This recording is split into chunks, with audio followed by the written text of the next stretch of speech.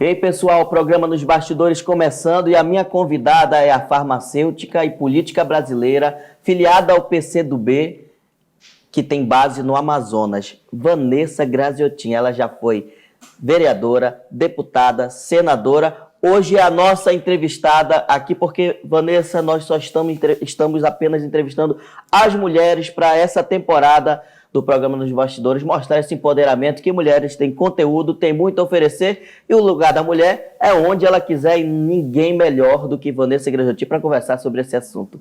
Seja bem-vinda. Muito obrigada, quero agradecer você, a equipe aqui da Cenário, né, que deixa de ser, que é mais do que uma revista, né, um espaço de comunicação muito importante para toda, não só a cidade de Manaus, mas para o Brasil, porque hoje você mesmo diz, com base aqui, a gente tem a base aqui, mas a gente vive no mundo, né, porque essa nova comunicação nos permite. Então, muito obrigada pelo convite, uma alegria estar aqui, alegria maior ainda de ver essa iniciativa de vocês de buscar as mulheres, né? Então é muito bom isso. Se você acompanha a revista Cenário, é a revista que ela tem valorizado aquilo que chamam de minoria. Só que isso que chamam de minoria faz um barulho muito grande. E tem sido gigantesco o barulho que essa minoria está fazendo. E quando se une, então... Na realidade, eu agora, né, que estou fora do parlamento, eu atuo como secretária nacional de mulheres do meu partido PCdoB. Então eu também tenho rodado bastante. Agora eu estou às voltas da organização da nossa terceira conferência, que vai acontecer no mês de março, que é o mês das mulheres, porque no dia 8 de março, no mundo inteiro, nós vivenciamos e comemoramos o Dia Internacional da Mulher. E não é um dia para comemoração, é um dia para reflexão, porque afinal de contas, no que pese sermos mais da metade da população e do eleitorado, nós mulheres ainda somos muito discriminadas. A gente tem um grau de escolaridade superior aos homens, mas nós ganhamos menos do que os homens. As mulheres ganham um salário menor do que os homens, às vezes cumprindo as mesmas tarefas. Isso sem falar que a gente ocupa as posições mais precarizadas no mundo do trabalho. Eu estou aqui falando teoricamente, mas quem está nos assistindo, quem é empregada doméstica, quem é gari, aquela que trabalha no chão da fábrica, sabe, porque sente... Existe essa diferença. Exatamente, ela sente na pele no dia a dia. Você veja, a mulher é sobrecarregada. Imagina uma mulher que, quando jovem, era obrigada a ajudar a sua mãe dentro de casa, quando ela via o irmão jogando futebol lá fora, que depois estuda com muita dificuldade, se forma, arruma um trabalho, casa, continua na mesma situação de ser a responsável pela casa. Acorda às 5 horas da manhã para fazer a comida, para arrumar os filhos para a escola, vai trabalhar, volta e faz a mesma coisa. Ou seja, a nossa luta é para a gente mudar a sociedade e construir uma sociedade onde homens e mulheres têm os mesmos direitos, mas também têm os mesmos deveres, não é? Nada diz que o homem, a ciência não diz que o homem é quem tem que dirigir, o homem tem que estar fora, não. O homem tem que dirigir, o homem tem que estar fora, mas a mulher também, como você disse. Por que privar a mulher disso? Né? E do jeito que a gente trabalha fora, a gente quer trazer o homem, né, os nossos companheiros para dentro de casa para nos ajudar. E também fazer com que o Estado brasileiro se ocupe mais da família. A gente está vendo esse governo agora editando decretos sobre a família para fortalecer. Fortalecer a família significa garantir creche, significa garantir escola de tempo integral. Isso é que é fortalecer a família, porque isso você junta os laços do companheiro, da companheira, mesmo porque a família hoje não necessariamente é aquela que tem o pai e tem a mãe.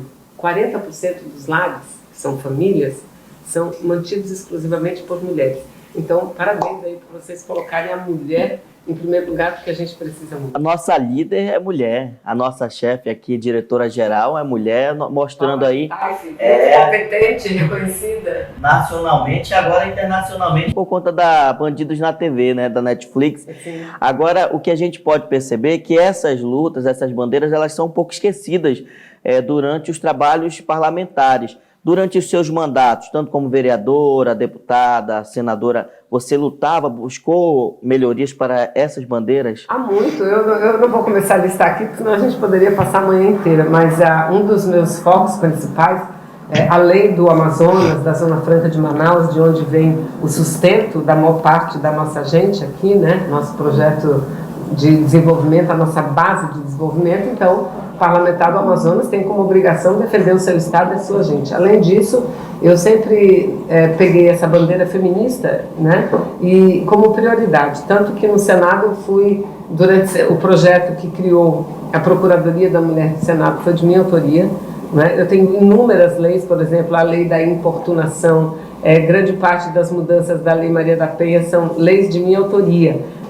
A própria legislação que garante uma obrigatoriedade na distribuição de recursos do fundo eleitoral para as mulheres, ou seja, na mesma proporção que os homens, isso tudo tem a minha digital. Eu tenho muito orgulho disso, muito orgulho. Agora, digo a vocês que não precisa ser parlamentar para lutar pelas mulheres, né? A gente precisa entender, mesmo porque eu fiquei 30 anos no parlamento, e nesses 30 anos eu percebi que a gente só avança, a gente só obtém conquistas a hora que a gente envolve a sociedade, a hora que a gente mobiliza a sociedade. Então, todas e todos vocês, porque a luta da mulher não é só da mulher, é do homem também, que é pela construção de uma sociedade mais democrática, mais justa, não é? Então, eu tenho muito orgulho de ter tido isso como bandeira, porque eu via as minhas colegas, tinha algumas delas, não digo a maioria tem consciência, mas algumas diziam o seguinte: não, ela tem que chegar aqui pelo seu mérito. Não chega pelo mérito, sabe por quê? Porque a legislação impede a participação, porque o dia a dia da mulher impede a sua participação política, não é? Então, acaba tendo a carga mais da família e o homem com a parte profissional. Olha, de todos. Mas o homem não pode também ficar um pouco em família e deixar também que a mulher... Deveria. Existe ainda muito preconceito então, com veja, isso. Além da sobrecarga que você coloca, porque se a mulher está sobrecarregada, ela trabalha fora, ela trabalha em casa, ela cuida dos filhos, não lhe sobra tempo. Mas muitas vezes a mulher, ela é tão engajada que mesmo fazendo tudo isso, ela ainda quer participar. Aí muitas delas sofrem o preconceito dentro de casa. É o marido, é o pai que não deixa. Não, política não é lugar de mulher. Eles dizem isso, política não é lugar de mulher. Eu prefiro repetir o que diz Michelle Bachelet, que a mulher, quando entra na política, ela não só muda a mulher, né? Mas muda a política, e muda para melhor. Porque se a gente é metade da população, e o parlamento é a casa que nos representa, que faz as leis para que a gente siga, para ordenar a nossa vida, a mulher tem que estar lá também, ao lado do homem. Não em maioria, mas ela tem que estar ao lado. O nosso objetivo, não no Brasil só, mas no mundo inteiro, é um mundo de igualdade, ou seja, 50-50. O projeto das Nações Unidas, da ONU, é que a gente chegue em 2030, né, com um mundo 50-50 nos espaços de poder. Nesse período, você acha que a gente consegue? Olha, o Brasil é um dos mais atrasados do mundo, né? É triste, é lamentável. Por exemplo, eu acompanhei muito de perto a evolução... Aqui em Manaus, por exemplo, nós temos uma Câmara que as mulheres são a minoria total. Acho que até em funcionários... temos 4 deputados estaduais também, né? Temos 4 deputados agora, mas na legislatura anterior era uma única mulher. Atualmente, a bancada federal do Amazonas não tem nenhuma mulher. Dos 8 deputados federais e 3 senadores, nenhuma mulher, não é? E é isso, aqui no Brasil, apesar da gente ter essa lei da cota, mas são cotas de candidaturas, que nós avançamos nessas 2 últimas eleições. Quer dizer, não existe uma cota para deputadas eleitas. Não, existe a cota de candidaturas. E tem que ter número de mulheres. Exatamente, a essa cota, 30% mínimo, a gente conseguiu que os recursos do fundo partidário e da propaganda eleitoral fosse garantido a elas na mesma proporção. Mas isso é insuficiente. Países adotam outras legislações. Eu falava aqui sobre a Argentina porque eu acompanhei muito de perto a evolução. A Argentina, ela ostentava percentuais como os nossos. Hoje nós estamos em média de 15%. Você vê, acabamos de sair de uma eleição. Nós tínhamos no Brasil 11% de cidades governadas por prefeitas. Nessas eleições, a gente passou um pouquinho dos 13%. Nós tínhamos, nas câmaras de vereadores, 13% de mulheres. Chegamos hoje a 16%. Ou seja, é um crescimento assim, muito tímido, muito aquém das nossas necessidades. Mas está fluindo. Sim, mas se continuar desse jeito, os estudiosos, os pesquisadores... Não vai bater a conta. Que para as câmaras de vereadores chegar à igualdade, você veja, aí já estamos no 2030 que você pergunta se a gente chega ou não. Os pesquisadores mostram que para as câmaras de vereadores, pegando isso porque foi o que nós acabamos de ter as eleições, necessitaríamos de 56 anos. E para as prefeituras, necessitaríamos de 300 anos. Ou seja, o que coloca a mulher no parlamento são políticas afirmativas. Porque você não pode tratar o desigual de forma igual. Porque se você trata de forma igual os desiguais, você está discriminando o mais fraco ou a mais fraca, não é? Então, a Argentina, que eu dizia, a Argentina, ela fez uma mudança na legislação, estabeleceu o seguinte, os partidos políticos apresentam chapas, né, de candidaturas pré-ordenadas. O que significa isso? O eleitor, ele vota na pessoa, mas ele votando naquela pessoa, ele está votando na chapa, a chapa. E a chapa, você já sabe, o primeiro é o Ricardo, a segunda é a Vanessa, ou a primeira é a Vanessa Gabriel, ou o segundo é o Gabriel Ricardo. E assim vai, ou seja, aprovou essa chapa, lista de candidatos pré-ordenada com alternância de gênero. Ou seja, uma mulher, um homem, ou um homem, uma mulher, o que dá a certeza de que tanto homens quanto mulheres serão eleitos ou eleitas para o parlamento, né? Então, são países que já estão bem mais avançados, eu creio, não tenho dúvida. Esse ano de 2021 vai ser um ano de muita luta da mulherada, muita luta, mulheres negras, mulheres jovens.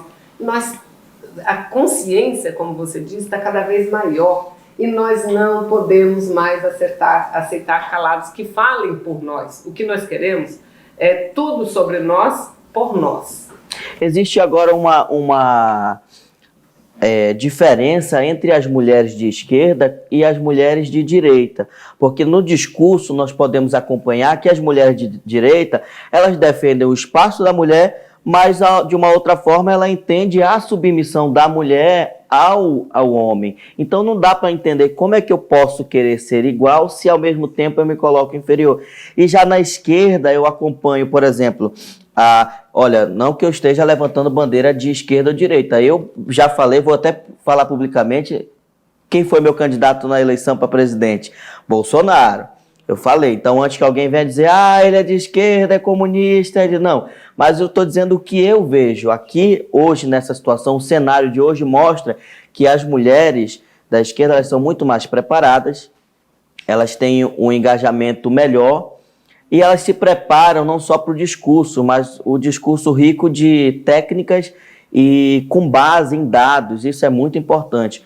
Hoje faz falta uma senadora Vanessa Graziotin, porque eu acompanhava muito aquele embate do Magno Malta, querendo sobressair, não tendo respeito pela mulher. Quantas vezes ele foi machista no discurso dele quando ele quis interferir a sua fala? Eu lembro de uma vez que você concedeu a parte para ele, ele aproveitou essa parte para tentar agredir, ou seja, ele foi deselegante. Mas está aí o resultado hoje, ele está abandonado pelo próprio governo que ele ajudou a colocar e talvez até decepcionado. E a gente vai já chegar nessa parte, porque eu quero falar do canal À Esquerda. Após as eleições, você começou um projeto a nível nacional e que teve bastante acesso, eu acompanhava bastante as entrevistas do canal À Esquerda. De quem foi a ideia, como é que surgiu e como é que está hoje? Não, antes de entrar nessa questão do canal À Esquerda, eu quero lhe cumprimentar, viu, Gabriel, pelo seu posicionamento. E aproveitar para dizer o seguinte, as pessoas têm que parar de olhar o rótulo e analisar o conteúdo. Esse negócio de ser de esquerda, ser de direita, veja a proposta, porque depois, e veja a ideia, veja o que defende, porque depois que você opta por estar em um lugar ou estar em outro lugar. Não pode você, de cara, rechaçar ou demonizar alguém porque ele é daquele grupo político. Tipo, eu não gosto de você e eu nem te conheço. Exatamente. Veja as ideias das pessoas, isso é muito importante, não é? Então, você tem assim, uma consciência, a gente diz que o feminismo não é um exercício de mulheres, o feminismo deve ser um exercício de todas e de todos que compreendem a necessidade de um mundo melhor. E é isso que você diz, lamentavelmente hoje, no Brasil e no mundo, essas ideias retrógradas estão voltando com muita força. Esse negócio de dizer que não, na família todos são iguais, mas a mulher deve obediência ao homem. A mulher não deve obediência ao homem, como o homem não deve obediência à mulher. Está errado. É uma igualdade, né? Exatamente. que tem que se respeitar. É uma sociedade. Porque esse negócio de dever obediência leva, sabe a quê? A que leva? O homem achar que é um ser superior. E quando o homem acha que é um ser superior, ele acha que ele pode dispor da mulher e do corpo da mulher. Do jeito que ele quer. Do jeito que ele quer. E isso leva aquele sentimento de propriedade, que leva à violência, que leva ao feminicídio. Então, gente, vamos parar de rotular as pessoas e vamos ver quem são as pessoas e o que elas defendem. Mas sobre a esquerda. Olha, sobre a esquerda, a gente tem um canal ainda que está parado. Deu muito trabalho. Eu, por exemplo, de Beck para me convencer foi muito difícil, né? Muito difícil, porque senão eu não vou. Aí primeiro eu disse, olha, eu só vou se a gente fizer só 3 vezes por semana no máximo, aí acabou todo dia.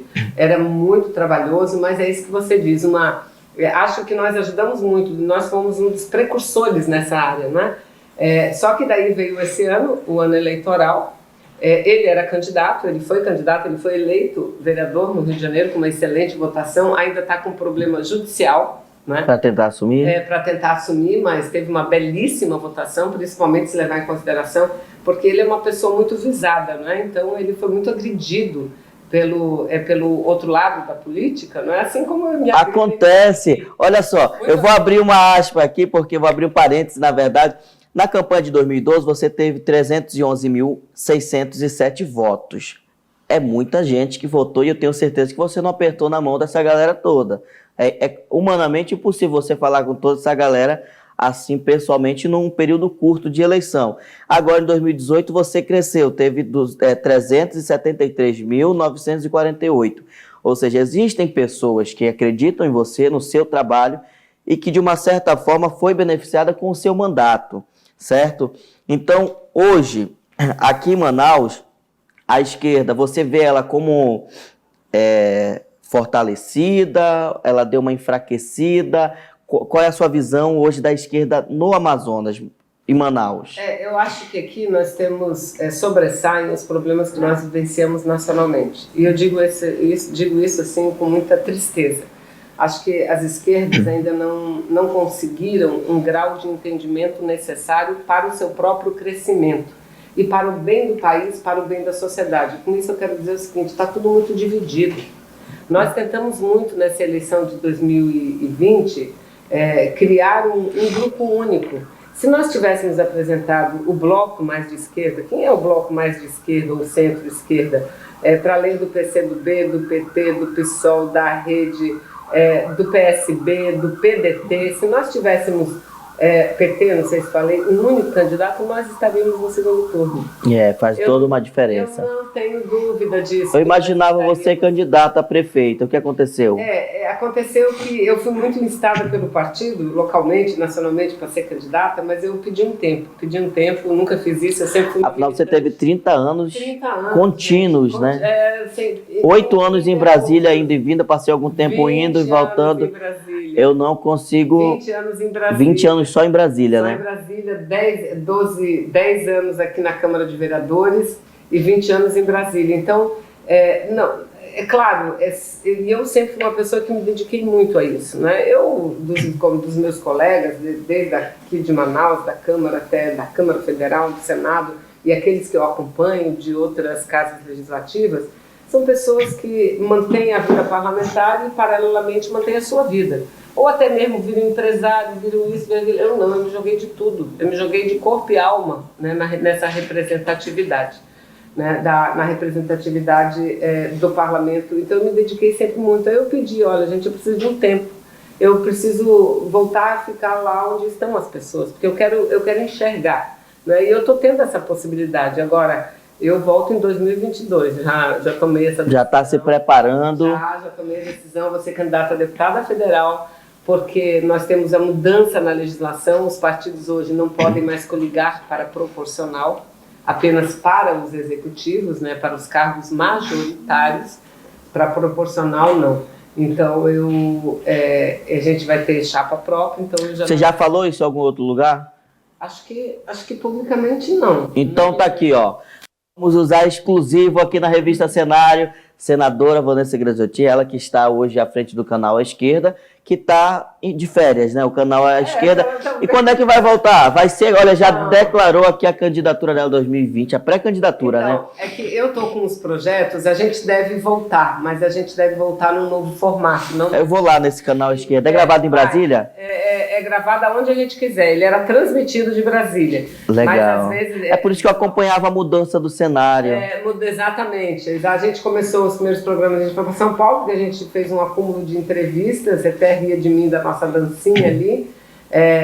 Enfim, eu acho que... Dançando o funk da... Porque assim que eu vou estar muito focada em Manaus, eu vou estar muito focada no... Mas é legal essa descontração da dança funk. Aquele programa era de juventude, né? Vocês pegavam mais aquele... Nada, era um programa meio pesado. A gente fazia tipo a nossa cara no Congresso, lá no Senado Federal, minha do Lindbergh, né? Uma cara assim, mas... A gente viveu um momento muito difícil. Eu acompanhei a entrevista do Haddad, eu vi muito mais conteúdo nele falando lá no programa do que durante a campanha dele. Será que isso pode ter atrapalhado? Não, aquilo que eu te falei. Acaba que foi tão pouco tempo, né? Você veja, a presidente Dilma, ela perdeu, arrancaram o mandato, assim, de uma forma... Não tem outra palavra, aquilo foi um golpe. Não era eles, a gente vai já chegar nessa parte. As pessoas diziam. Então, aí teve isso, a confusão, já vem a eleição de 2018, aí o Lula não pode ser candidato, aí vai ser o Haddad. A maior parte das pessoas colocaram o que na cabeça? Ele é o pau-mandado do Lula. Quantos milhões de votos teve o Haddad? Foram 50 e ele teve 47% dos votos. Foram você vê, milhões de votos. Você vê. A Manuela vice, você vê uma jovem, mas uma jovem preparadíssima, competentíssima. Agora Eu tive uma reunião com ela. Agora você acompanha comigo. Se a transferência de voto, estatisticamente, ele vai entre 20% a 30%, a transferência de voto, você imagina se Lula vem candidato a presidente. Acho que hoje ele seria o presidente do Brasil. É por isso que Lula está inelegível. Derrubaram, você acredita que derrubaram ele? Não tenho dúvida, aliás. Mas nós vamos chegar nessa parte calma, que é essa parte principal do programa. Eu quero falar aqui sobre a sua agressão de 2012. Você acredita que nós conhecemos, e eu vou ainda gravar um programa para apresentar você a um Junho, que é um amigo meu que participa de várias campanhas, que ele conversou comigo, para quem não sabe, nós combinamos de gravar o programa na semana passada, tivemos um contratempo por conta da sua agenda, e ele estaria aqui, porque hoje ele está arrependido, e disse que já até chegou a votar em você depois e acompanha o seu trabalho, que é a agressão na saída da TV, onde teve o debate, que tacaram ovos em você e por muitos anos disseram que era mentira, invenção sua. E eu vou trazer o vídeo aqui, eu vou trazer ele aqui também para falar, para provar que vai ser exclusividade da revista Cenário esse momento. Como é que você acompanhou, viveu esse momento e hoje, depois de quase 10 anos? Bom, primeiro quero dizer que fico muito emocionado de você dizer isso, né? Mas muito, porque apenas eu sei, apenas eu, né? A equipe, gente sabe, né? Que conviveu com a gente, o quanto nós sofremos, né? E como eu fiz de tudo, por exemplo, para não valorizar aquela questão, sabe? Eu cheguei na televisão, naquela época, as equipes, os correligionários tomavam ali o espaço de entrada. Então tinha gente de todos os candidatos lá, né? E aquele negócio no meu olho, aí quando eu desço do carro, tá lá uma câmera de televisão com uma luz acesa no meu olho, refletindo em mim, assim, e a pessoa que foi, eu falei assim, eu não sei, eu acho que jogaram alguma coisa em mim, eu não sei o que foi, uma coisa melequenta, se foi um ovo ou foi o quê? Isso, né? Isso foi de cara, assim, eu não consegui abrir o olho. Aí eu cheguei na televisão, eu pensei, eu raciocinei, eu disse assim, eu não vou colocar isso, porque senão depois vão achar que eu estou me vitimizando e podem ir, sei lá, alguma coisa vir contra mim. E não falei no debate, né? Respirei fundo, como sempre fui, e vamos embora, como se nada tivesse acontecido. Aí, para minha surpresa, no dia seguinte, o golpe do ovo, alguma coisa assim, a farsa do ovo. Usaram isso contra. Nossa, usaram, saiu no Jô Soares, gente, no programa do Jô Soares com vídeo. Ou seja, eles usaram aquilo, eles me agrediram e usaram aquilo para dizer que eu estava montando uma farsa para me vitimizar e assim conseguir votos com o povo. Ou seja, E aí, isso se chama, sabe o quê? Hoje eu não tenho dúvida nenhuma, hoje se chama violência política de gênero, de mulher, porque nunca me derrubaram por aquilo que eu fiz de errado, sempre foram para cima de mim, com invenções, com mentiras, né? Para me derrubar. Não fazem com homem, mas com mulher fazem, e fazem muito, né? Não venci aquelas eleições, mas continuei firme na luta, né? Então é uma coisa assim que me emociona quando você diz. Continuou no Senado. Nós fomos para a delegacia, a gente fez a denúncia, ele chegou a depor, eu acho, mas a imprensa não dava nada. A capa dos jornais era a farsa do ovo, ou seja, estava a serviço do adversário, do outro candidato, né, a serviço do adversário, para que eu não tivesse chance de vencer. E usavam o seguinte, ela é marionete desse ou daquele. Nunca. E o tempo mostrou que não foi. Hoje o caminho está tão distinto. A minha vida política, quem construiu, não fui eu. Foi a minha luta, junto com a população. Eu tenho muito orgulho de ter passado 10 anos... No tempo do Grêmio, né? Não, desde o movimento estudantil, aí como vereadora, deputada federal, agora mesmo senadora, em 2016. No tempo que era... O povo unido jamais será vencido. Era nesse tempo. Da bancada, eram 11 que apoiavam o governo da Dilma. Uma mulher que, se teve problemas na condição política, teve, reconheço. Agora, não foi a responsabilidade pelo caos econômico que a gente passou a viver. Agora, algumas. Dos 11, quem foi que ficou lá defendendo? Do lado da justiça, eu fiquei sozinha.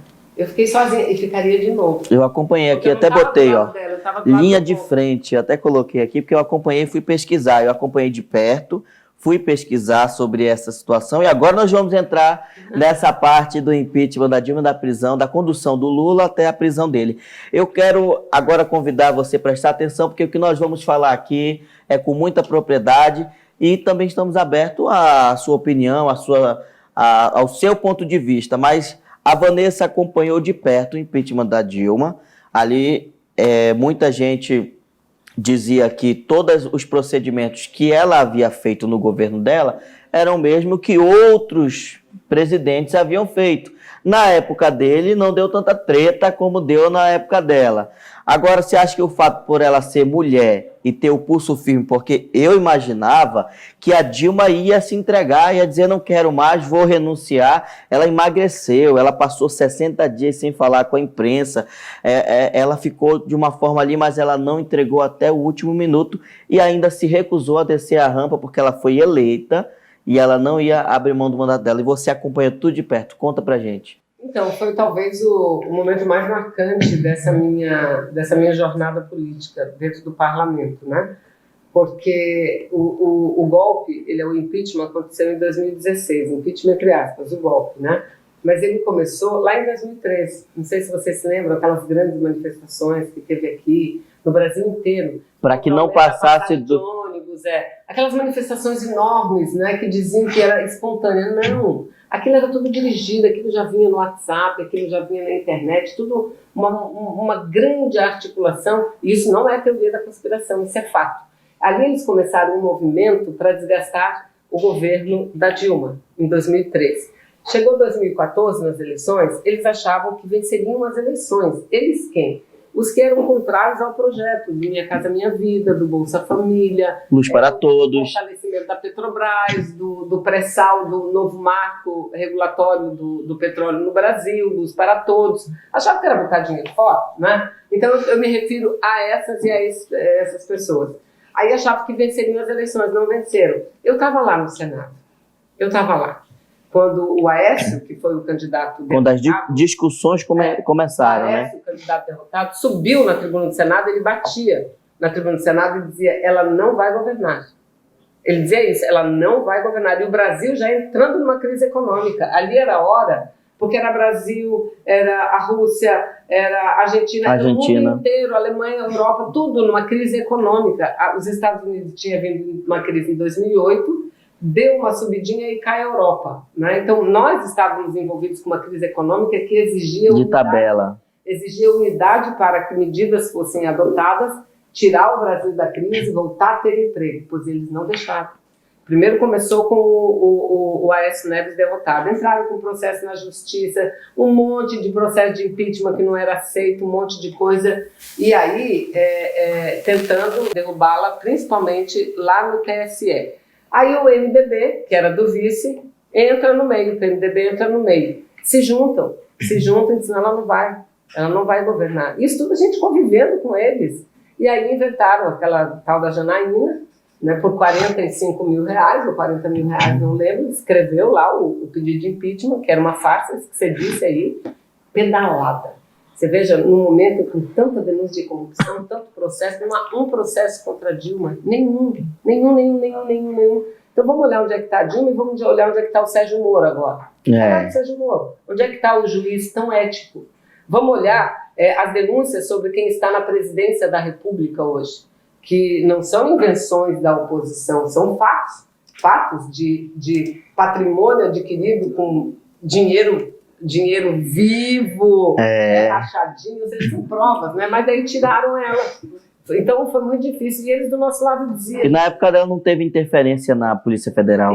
Nunca, pelo contrário. E eles do nosso lado diziam, é um problema político, ela perdeu as condições políticas de governar. A gente dizia, gente, perder condições políticas não permite que você tire o mandato de alguém eleito. Chegou uma hora que nós reunimos com ela, sem presidente Dilma, e ela topou, ela publicizou isso, ela topava abrir mão do mandato para uma antecipação da eleição. Topava. Aí ela e o vice teriam que renunciar para antecipar as eleições. Mas nem os quiseram. Aí foi quando... Então não havia interesse em mudar o governo, já havia interesse em tomar o governo. Em tomar o governo. Tanto que, olha bem como é que o Temer chegou ao poder. Como era o nome do programa dele? Uma ponte para o futuro. Era uma ponte. Então ali era uma ponte para quê? Para outros deles. Só que daí aconteceu o seguinte, quando chegou a eleição de 2018, porque foi tão escandaloso esse negócio do Poder Judiciário, dos organismos investigativos mirar a esquerda, porque era só isso, mirar a esquerda. Eu mesma fui alvo de uma denúncia que nunca foi provada, que não há uma prova, quem lê lá... Nesse afastamento da presidente Dilma, teria criado uma abertura para invasão de decisões do jurídico no legislativo? Muito, porque o jurídico poderia ali ter estancado isso. O Poder Judiciário sabia, Eu estou dizendo a vocês que os colegas parlamentares diziam, é uma questão política. Não é? O Judiciário sabia disso. E o Judiciário podia ter estancado isso, mas o Judiciário não estancou. Você acredita que a partir daí, então, se tornou comum a interferência dos poderes? Mais grave, tanto que a gente vive uma crise hoje institucional, a gente vive mesmo, você vê hora ou outra... Aqui mesmo no Amazonas existiu a eleição para presidente da Assembleia Legislativa. Aí foi derrubada e depois conseguiu votar, ou seja, o jurídico entrou numa ação para derrubar uma decisão que era da casa, aí a casa foi recorrer, ganhou... Você já pega a postura do Gilmar Mendes. O Gilmar Mendes hoje, o ministro, ele é um dos críticos a essa interferência política do judiciário, não é? Porque a gente viveu um momento conhecido, uma palavra difícil, lawfare, que é a guerra legal, não é? As brechas da lei que pegam para... Hoje ele é crítico, mas vamos lembrar lá atrás, no período de impeachment, quando a Dilma chamou o presidente Lula para ajudá-la e queria nomeá-lo a ministro-chefe da Casa Civil. Quem que impediu a nomeação? O ministro Gilmar Mendes, a Justiça. Impediu baseado em quê? Na política, porque naquela época ele não tinha um processo, ele não tinha uma denúncia, ele não tinha nada. Aí pegaram uma gravação ilegal que o Moro, Sérgio Moro, uma gravação ilegal que ele jogou no mesmo dia. Gente, eu estava lá no plenário do Senado quando isso aconteceu, era no início de tarde, uma coisa assim horrível. Então, isso, eles não venceram as eleições, eles tomaram na marra e depois entregaram o governo para o Bolsonaro. A gente vê que há uma inclinação para a esquerda, direcionada mais ao PT, a Operação Lava Jato. Você acredita que foi com imparcialidade? Muita. E agora, se você me perguntar, tem corrupção no governo? Tem. E não é pouco, e tem muito. Eu quero dizer o seguinte, as pessoas que estavam no poder naquela época e que cometiam os atos de corrupção são as mesmas pessoas que hoje estão no governo. E com esses escândalos? As mesmíssimas pessoas que estão no governo Bolsonaro, só que não foi essas pessoas. Na época, quem solicitou a condução do Lula? Eles miraram a esquerda, tentaram demonizar, não foi a política como um todo, foi a esquerda. E para as pessoas que estão em casa, todo dia vendo novela, vendo televisão, elas acreditam. Então, eu, por exemplo, eu não condeno ninguém que votou no Bolsonaro, sabe por quê? Ainda bem. Eu não condeno, sabe por quê? Porque eu sei que o nível de informação que as pessoas receberam, elas tinham que tomar a seguinte decisão: qualquer um menos o PT.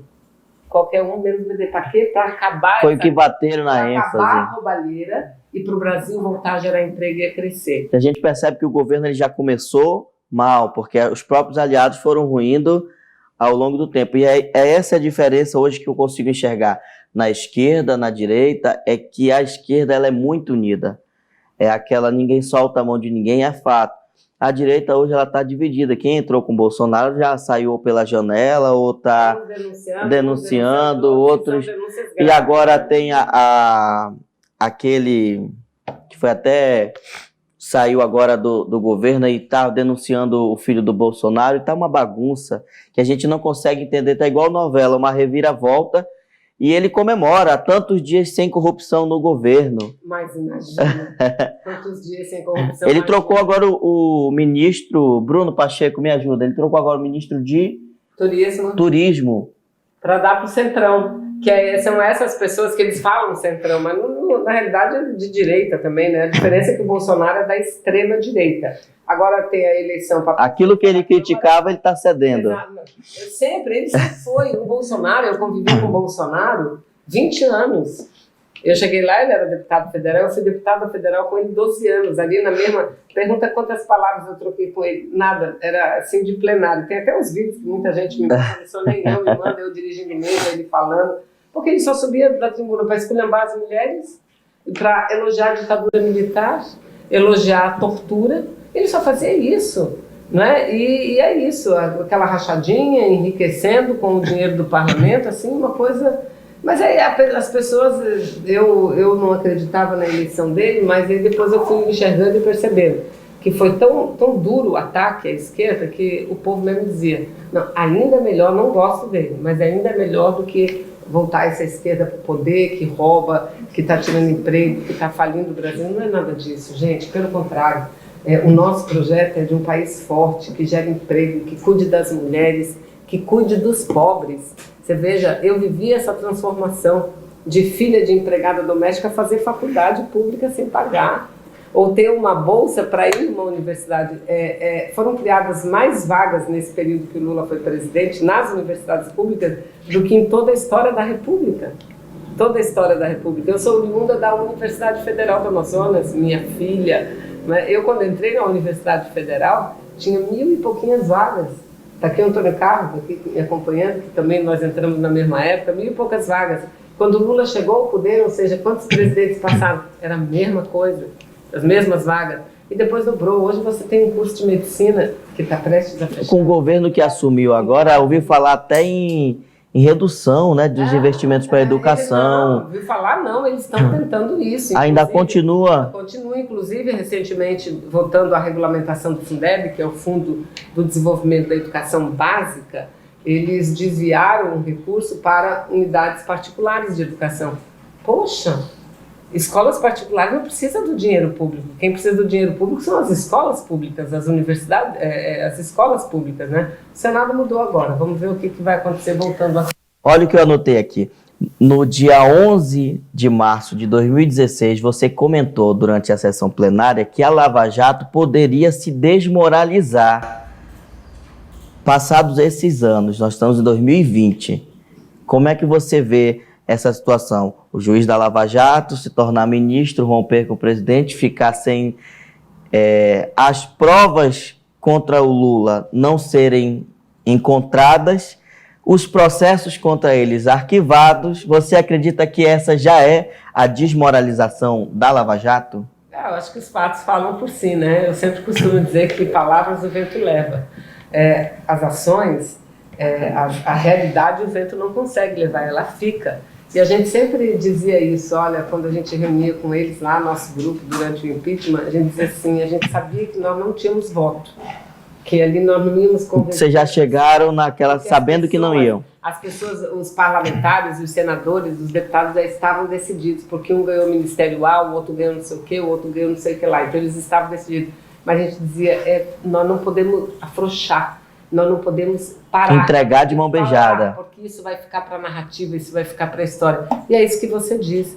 Você veja, um juiz que faz o que fez, excedendo, né? Ele agiu muito à margem da condenou lei, mas com a condescendência do Supremo Tribunal Federal, porque poderia ter barrado aquelas ações, não fez o que fez.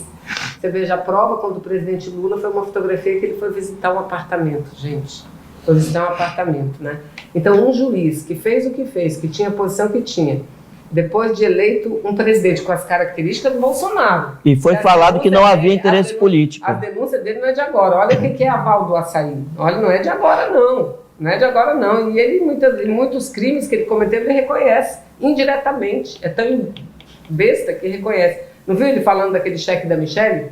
Do cheque de R$89 mil da Michelle? Se dividir isso por dia, dá 700 e pouco por dia, isso não é nada. Como é que vai ser? Ele disse isso, o presidente Bolsonaro. Então, um ex-juiz que aceita ser ministro desse governo, aí depois sai e vai trabalhar para uma empresa que presta serviço para a que ele ajudou a falir durante as investigações? Gente, porque olha só, combate à corrupção deve ser não só uma bandeira, deve ser um estilo de vida. Eu, por exemplo, de 30 anos, eu tenho que trabalhar para viver, porque nem aposentada eu estou ainda, eu não tenho idade para me aposentar. Comecei cedo, então eu tenho que trabalhar, porque eu não virei empresária, eu não virei nada, né? Aí você vai e vê que o combate à corrupção é uma maneira de vida e uma bandeira permanente. Porque você lembra desse seu discurso no Senado? Lembro, lamentavelmente é inerente. Só que é o seguinte, você quando combate a corrupção, você tem que ir para cima dos corruptos. Eles foram para cima das empresas, eles destruíram a Petrobras, destruíram a engenharia brasileira que estava no mundo inteiro, A Odebrecht, qual é a culpa da Odebrecht enquanto empresa? A culpa é do diretor da Odebrecht, então pune o diretor da Odebrecht, mas não pune a Odebrecht. E eles puniram isso. Que culpa tinham os trabalhadores da Odebrecht? Resultado, milhares de pessoas perderam o emprego. Colocar na ponta do lápis, você vai ver que mais o Brasil perdeu com esse negócio do que eles recuperaram.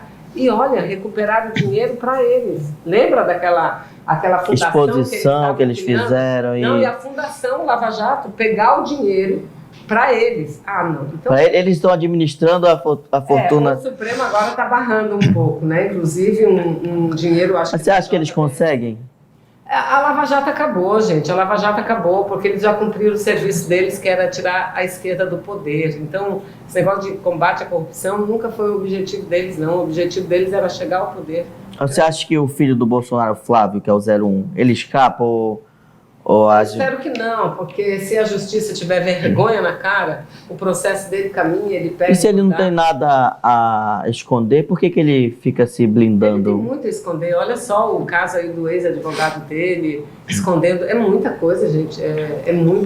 Como dizia, batom não sei aonde, né? Muitas evidências, muitas provas. E o Moro é isso. O Moro agora... Agora, como é que você se sente? Você fala, a Lava Jato, Abril, ela falando, a Lava Jato tá se caminhando para ser desmoralizada, escutem o que eu estou falando, e ninguém deu moral. Passando-se os 6 anos, hoje a Lava Jato, com o seu juiz, que saiu, afastou o presidente, o candidato à presidência, que era opositor do atual, do aliado dele, Bolsonaro ganha, ele se torna ministro, ele rompe com o Bolsonaro, perde os seus direitos de juiz, é afastado, não consegue emprego em lugar nenhum, e quando consegue, ainda é na empresa que ajuda as empresas que ele ajudou a perseguir. Exatamente, e ficando rico, né? Agora, foi um amigo meu que escreveu, eu achei muito interessante, eu até participei de um livro, escrevendo um artigo, né, num livro, o tema, eu até posso mandar um para vocês aqui, o título que eu dei é Com o Supremo com Tudo, que foi aquela frase célebre do Romero Jucá, né, do senador Romero Jucá na época. De Boa Vista ele, né? Então, veja, hoje está escrito, hoje está provado, e esse amigo escreveu o seguinte, olha, se o Moro fosse o juiz a julgar o Moro contratado por esta empresa, o Moro, o juiz, ia dizer o seguinte: ele puniu aquela empresa porque tinha um acordo para ganhar, se beneficiar e ganhar 700, 800 mil reais, R$1 milhão. Teria escrito isso, porque era o que ele dizia do Lula. Ah, o Lula recebeu propina. Como? Não, o Lula favoreceu para depois receber por palestra. Gente, o Lula é ex-presidente da República. Eles faziam palestras milionárias e... Olha, independente dele ter sido presidente da República, e o Lula começou com a fazer história, isso depois de presidente. ele entrou para a história do Brasil, se tornar o primeiro operário presidente. Ele já tinha construído uma história, né? Então, eu acredito que a não participação do Lula nas eleições fortaleceu para que o Bolsonaro... Porque a transferência de voto... O Moro fez isso, o Moro condenou o Lula, o Moro impediu o Lula de ser candidato, depois vira serviçal do presidente. Que só ganhou porque o outro não era candidato. O Moro era um super-herói. Agora, como será que a direita vê o Sérgio Moro hoje? Porque ele era o super-herói, tinha a camisa do Sérgio Moro. Não, agora veja bem, o que enche meu coração e me tranquiliza a mente é que, por mais que eu tenha sofrido e sofri muito, não é? Mas eu fiquei do lado certo. E esse lado certo, muita gente diz: ela defendeu a Dilma, eu não gosto da Dilma. Não era a Dilma que eu estava defendendo, eu estava defendendo o Brasil. Eu estava defendendo a nossa gente, eu estava defendendo a possibilidade da gente construir uma sociedade onde as pessoas sejam o foco. Você veja o Guedes. Eu fiquei muito triste, porque depois que passou isso tudo, o Brasil já aprovou uma reforma trabalhista, eu estava lá. Eu ocupei a mesa sim, eu ocuparia de novo. E nós ocupamos a mesa, eu, Gleisi, Lídice, Fátima, as mulheres, porque a gente queria aprovar uma emenda. E qual emenda a gente queria aprovar? Aquela que não permitisse gestante e lactante, ou seja, mulher grávida ou amamentando, de trabalhar em lugares insalubres. Era isso só que a gente queria, pois eles aprovaram isso. E depois o Supremo derrubou. Você vê como nós tínhamos razão. Então, eu lutei, mas nós perdemos. Aí depois, fora já do parlamento, eu vi aprovar uma reforma previdenciária. O presidente da comissão era deputado daqui. Uma reforma previdenciária, gente, que só tirou direito do mais pobre. E que na cabeça do povo aquela reforma era ótima porque ia acabar com o quê? Estamos aguardando até agora. Ia acabar com o privilégio. Então, é um momento muito difícil, mas é isso que eu digo, minha mente ela é serena, tranquila, e meu coração muito esperançoso, porque mesmo sofrendo, eu sempre estive do lado do nosso povo, do lado da nossa gente. Porque chega uma hora que tudo vai se rebelar.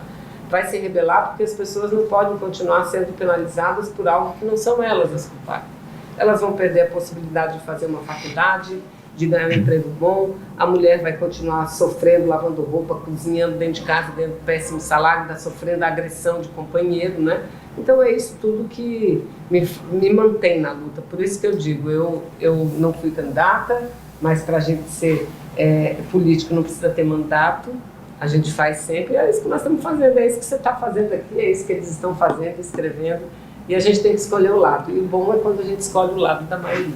Olha, eu recebi com muita alegria, Vanessa Graziotin já declarou aqui para a gente com exclusividade que é pré-candidata ao cargo de deputada federal no pleito que se aproxima de 2022. E ela vai voltar aqui para falar também quando estiver chegando próxima das eleições. Mas antes da gente finalizar, eu queria que você comentasse, a gente estava falando do judiciário interferindo no legislativo, eu queria que você comentasse sobre a vaga do Josué Neto que ele passa a ocupar a partir de abril, se eu não me engano, que era do pai dele. Por unanimidade, a Assembleia aprovou a vaga dele para conselheiro do Tribunal de Contas do Estado.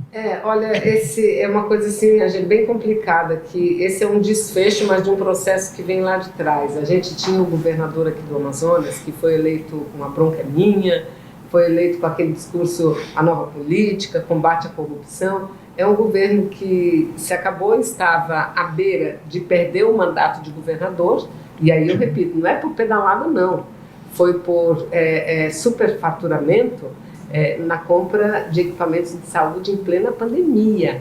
Você veja, eu estive com o prefeito um dia desse, ele mostrou uma nota Um respirador que ele comprou na mesma loja, 10 mil e poucos reais. Uma nota, o prefeito mostrou no celular dele, a nota, que para o Estado foi vendida a mais de 100 mil reais.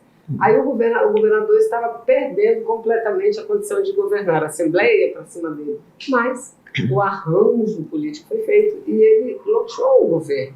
Né? Ele loteou. Mas parece que essa base com a qual ele loteou o governo, num determinado momento rompeu. Aí a Assembleia fez isso rapidamente, a toque de caixa, elegeu o novo presidente, já elegeu o ex-presidente para o Tribunal de Contas, sem sequer ter o atual sido aposentado ainda, não é? É muita coisa, mas esse é fruto desse novo momento que você disse, do momento em que a justiça se mistura com a política e não há um ordenamento, não é o Estado democrático de direito que prevalece. Mais importante é a opinião e os interesses daqueles que estão no poder. Então é isso que a gente tem que mudar, muito, muito difícil. Muito obrigado pela sua presença, que eu possa recebê-la mais vezes aqui e que a revista Cenário é porta-voz da população também e também gosta de receber e ouvir as pessoas que têm muito a contribuir com a nossa sociedade. Então, em nome da nossa diretora também, Paula Litaif, eu quero agradecer a sua presença hoje aqui. Muito obrigada, eu que agradeço. Muita alegria aqui com vocês e essa simpatia aqui que é o Gabriel. Obrigadão. Eu que agradeço. Gente, programa Nos Bastidores, finalizando aqui mais um programa e você continua nos acompanhando através de nossas redes sociais e também através do nosso site revistacenario.com.br.